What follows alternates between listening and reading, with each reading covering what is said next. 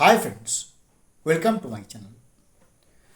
আমরা সবাই জানি আজকে ওয়েবেলের মিটিংয়ে মাননীয় মুখ্যমন্ত্রী অনেক কথা বলেছেন। তার মধ্যে রাজনৈতিক পার্টটা বাদ দিয়ে ফিনান্সিয়াল পার্টে আসি, কারণ রাজনীতির সঙ্গে ভাই আমরা কোনোভাবে যুক্ত নই। আমরা গভর্নমেন্ট এমপ্লয়ি, আমাদের স্যালারি, ডিএ, তার সমস্ত কিছু রেমুনারেশন, এক্সট্রা বেনিফিটস এটসেট্রা এর মধ্যে আমরা আছি, এর বাইরে আমরা যাব না। তো রাজনীতি কী বলছে সে কথায় আমরা যাব না। তো উনি ফিনান্সিয়াল পার্টটা যে কথা বলেছেন, সেই পার্টটাকে আমি ছটি ভাগে ভাগ করেছি।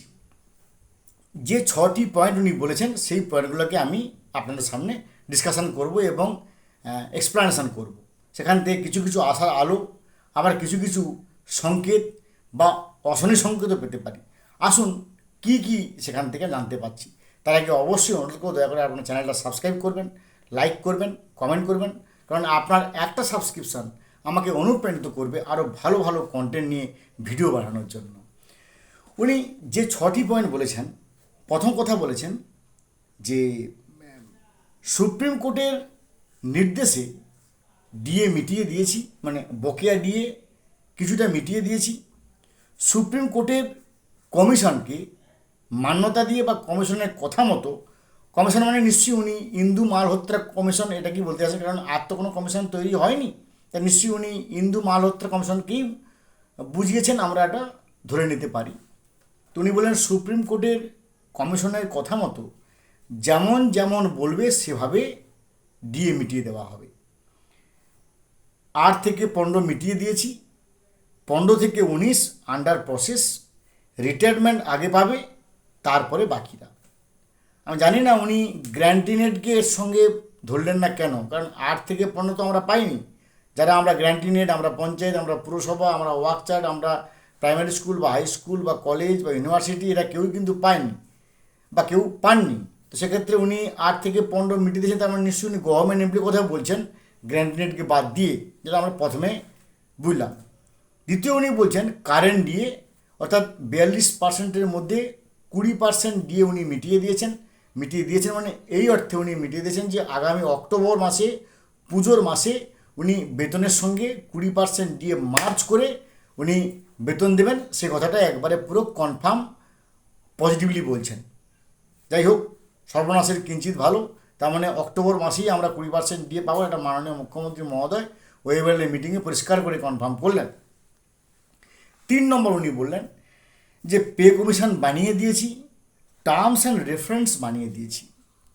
যদিও আমরা জানি যে পে কমিশন বানাতে গেলে তার একজন স্টিপুলেটেড চেয়ারম্যান থাকে, যে চেয়ারম্যানের নাম অবশ্যই সেটাকে নোটিফিকেশান করে গ্যাজেটের আকারে বা তার নোটিফিকেশান করে মেমো আকারে প্রকাশ করতে হয় যে অমুক লোক ভাই আমাদের এই 7th পে কমিশনের চেয়ারম্যান, তার ডেজিগনেটেড অফিস কোথায়, তার স্টিপুলেটেড যে সিগনেটরি মেম্বার্স, সিগনেটরি অফিসিয়ালস, তার ডেজিগনেটেড অফিস, এরকম আরও এবং বিভিন্ন সংস্থাকে, বিভিন্ন কনফেডারেশনকে বা অ্যাসোসিয়েশনকে চিঠি দেওয়া, তারা তাদের একটা প্রপোজাল দেবে বা রেকমেন্ডেশন দেবে, এগুলোকে নিয়ে একটা ডিসকাশন।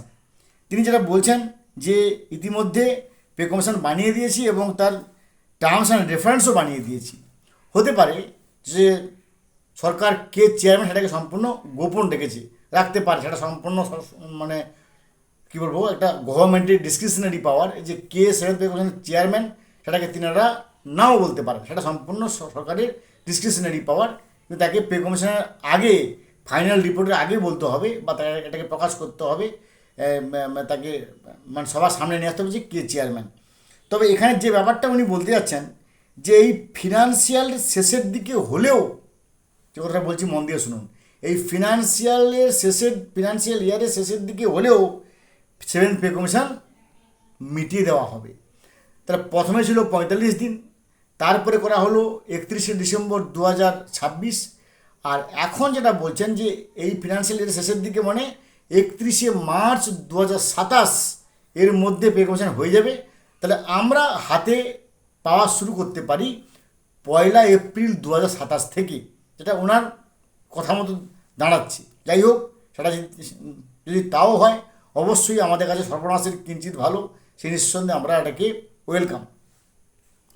এবার 4 নম্বর পয়েন্ট বললেন যে 2015-তে বা মানে এর আগের যে পে কমিশন হয়েছিল তাতেও নাকি বর্তমান মাননীয় মুখ্যমন্ত্রী সম্পূর্ণ তার এক প্রকার মানে কি বলবো ভার্বাল তার মৌখিক কথার দাম ছিল। কারণ তিনি তৎকালীন মুখ্যমন্ত্রী মাননীয় প্রাক্তন মুখ্যমন্ত্রী মমতা বন্দ্যোপাধ্যায়কে তিনি এক প্রকার প্রভোগ করেছিলেন। তিনি অভিরূপ সরকার অর্থাৎ চেয়ারম্যানকে ডেকে অর্থমন্ত্রীর সঙ্গে মাননীয় মুখ্যমন্ত্রী প্রাক্তন মুখ্যমন্ত্রীর সঙ্গে আলোচনা করে যে পে কমিশনটা আমরা পাচ্ছি তাতেও ওনার হাত আছে বলে উনি প্রকাশ্যে সেটাকে ঘোষণা করলেন। ধন্যবাদ দেবো ওনাকে। এবং 5 নম্বর বললেন যে এবং মানে 5 নম্বর পয়েন্টটা মন দিয়ে শুনুন, উনি কিন্তু ডাইরেক্টলি বললেন যে পে কমিশন আপনাদের দিলেও দিয়ে তুলে দেওয়া হয়েছিল। এবং তিনি এই বিষয়ে সম্পূর্ণভাবে বললেন যে ডিএতে তারপরে আপনারা স্যাটে, হাইকোর্টে, সুপ্রিম কোর্টে সব জায়গাতে আপনারা জিতেছেন, আপনাদের ডিমান্ড জিতে গেছি। তার মানে উনি কিন্তু এক প্রকার প্রকারান্তরে স্বীকার করলেন যে confederation of state government employees, unity forum, কর্মচারী পরিষদ, সংগ্রাম যৌথ মঞ্চ, ইমপ্লিমেন্ট নোটিশ দিয়ে বা যারা আছে গ্যারান্টি নেট বলুন, সবাই কিন্তু এই সঙ্গে যুক্ত আছে। তারা জিতেছে মানে সবাই আমরা জিতেছি। তো এটা কী বললেন না, তাই আমারও একটু ছোটোখাটো ভূমিকা ছিল, রোল ছিল। অর্থাৎ মাননীয় মুখ্যমন্ত্রী যিনি এখন মুখ্যমন্ত্রী তখন আগে ছিলেন এলওপি, তিনি বলছেন যে আমার ছোটোখাটো রোল ছিল। যাই হোক, তিনি আমাদের যে ডিমান্ড জিতেছি এটাকে তিনি স্বীকৃতি দিচ্ছেন এবং তিনি এরপরে একটা আশ্বাস দিয়েছেন যে কারোর কোনো অসুবিধা হবে না। মাননীয় মুখ্যমন্ত্রী বলেছেন কারোর কোনো অসুবিধা হবে না। এবং 6 নম্বর পয়েন্টে উনি থার্ড পার্টি হিসেবে ওয়েবেল থেকে নিযুক্ত যে সমস্ত কর্মচারী সে বিষয়ে আমাদের মাথা ব্যথা নেই। ওয়েবেল যেহেতু আমাদের গ্যারান্টিনের মধ্যেও পড়ে না, HRMS-এর মধ্যেও পড়ে না, IAOSMS-এর মধ্যে পড়ে না, তা সে ব্যাপারে নিয়ে আমরা তো মাথা ঘামাবো না। তো এই 6টি পয়েন্টের মধ্যে 5টি পয়েন্ট অত্যন্ত গুরুত্বপূর্ণ। তাহলে যেটুকু আমরা বুঝতে পারলাম যে আপাতত উনি প্রতিশ্রুতি দিচ্ছেন যে 20% দিয়ে আমরা পাবো অক্টোবরের মধ্যে, এটা ফাইনাল। যদিও তার এখনও পর্যন্ত কোনো নোটিফিকেশান বেরোয়নি, সে নোটিফিকেশান 1 মাস আগেও বেরোতে পারে, 15 দিন আগেও বেরোতে পারে। আর যে ব্যাপারটা হচ্ছে যে উনি বকেয়া ডিএর প্রথমে বললেন যে 8 থেকে 15 মিটিয়ে দিয়েছি। জানি না আমাদেরকে উনি তার মধ্যে লিস্টের মধ্যে রেখেছেন কি না। তবে উনি পরে যে কথাটা বলেছেন 5 নম্বর পয়েন্টে যে আপনাদের কারোর কোনো অসুবিধা হবে না, এতেই আমাদের অত্যন্ত আনন্দ। তাহলে নিশ্চয়ই আমরা বা আমাদের ব্যাপারটা উনি ভাববেন বা ভাবতে বসেছেন এবং তাতেই আমাদের আনন্দ, কারণ এছাড়া তো আমাদের আর কিছু করার নেই। ভালো থাকুন, have a good day, thanks.